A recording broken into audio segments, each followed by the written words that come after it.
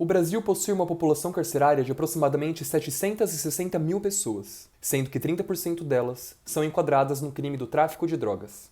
Só nos estados do Rio de Janeiro e São Paulo, custa à sociedade cerca de 5,2 bilhões de reais na aplicação criminal contra as drogas. Para se ter uma ideia, com esse montante, seria possível comprar 108 milhões de doses da vacina contra a Covid-19. Em 2015, a política de repressão às drogas no Brasil matava 150 pessoas por dia. Já passou da hora de discutirmos mais abertamente a guerra às drogas.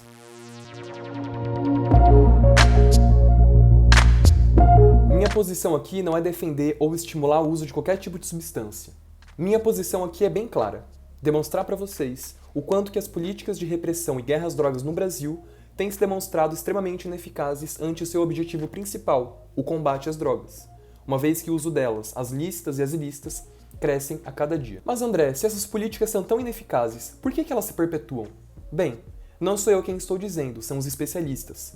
Há uma rede de lucros envolvido no combate às drogas. Mas vamos começar do começo. Pesquisadores afirmam que desde a pré-história, por ensaios ou por erros, a humanidade já tinha conhecimento de determinadas plantas que ajudavam a curar doenças, aliviar dores e alteravam o nível da consciência. Essas plantas eram utilizadas também em rituais sagrados e foram extremamente importantes ao longo de muito tempo para a sobrevivência do homem na Terra. Mas as drogas, que sempre fizeram parte da história humana, passaram a se tornar um problema desde quando? Alguns pesquisadores afirmam que após a Revolução Industrial, as drogas passaram a ser produzidas em grande e larga escala, e em tipos cada vez mais variados. Isso teria associado a ideia de lucro à produção, distribuição e consumo de drogas. Uma das áreas mais lucrativas do mercado é o das drogas legais, principalmente a indústria farmacêutica, que só em 2013 gerou lucros de aproximadamente 51 bilhões de reais só no Brasil. Já o tráfico de drogas, de acordo com a ONU, rende lucros de até 320 bilhões de dólares ao ano. Isso sem falar no grande mercado envolvendo o tráfico ilegal de armas. Vou dar destaque também a um aspecto muito importante. Temos uma visão no senso comum de que as drogas são lícitas ou ilícitas, tendo como critério os danos que elas podem gerar nos nossos corpos. Então, pensando assim, as drogas mais perigosas seriam as ilegais. No entanto, o tabaco e o álcool, que são as drogas que mais causam danos, são as drogas mais consumidas no mundo. Isso faz algum sentido para vocês? Ah, então resolvido. Então vamos criminalizar o álcool e o tabaco. Bom, nós já tivemos essa experiência nos Estados Unidos na década de 20.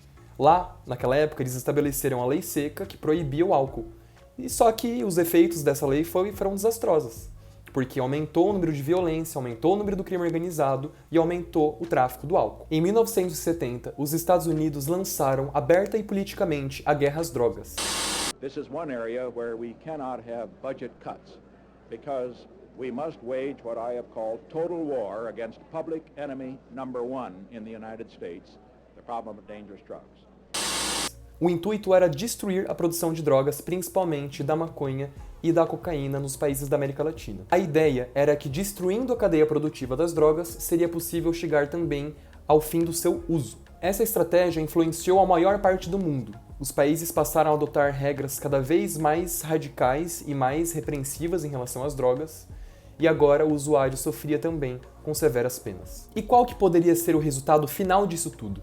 Bem, aumento da violência, fortalecimento do crime organizado e vinculação do usuário a um estigma de mau caratismo. Frente a esse fracasso total, órgãos internacionais e países agora revisam as suas ações e discutem a descriminalização ou a legalização. Podemos dizer então, por fim, que a guerra às drogas no Brasil faz suas vítimas tendo como critério a classe social e a cor da pele, pois os que mais sofrem são os que moram nas comunidades e aqueles que têm menos acesso à assistência. O Brasil trata a questão do uso de drogas no campo da segurança, quando deveria tratar no campo da saúde pública. Fala-se muito em proibição, quando deveríamos estar falando sobre redução de danos. Já está mais do que claro que proibir, prender e criminalizar não irá resolver o nosso problema em relação às drogas. É preciso que abramos um diálogo para que possamos, assim, ter um futuro com menos sofrimento.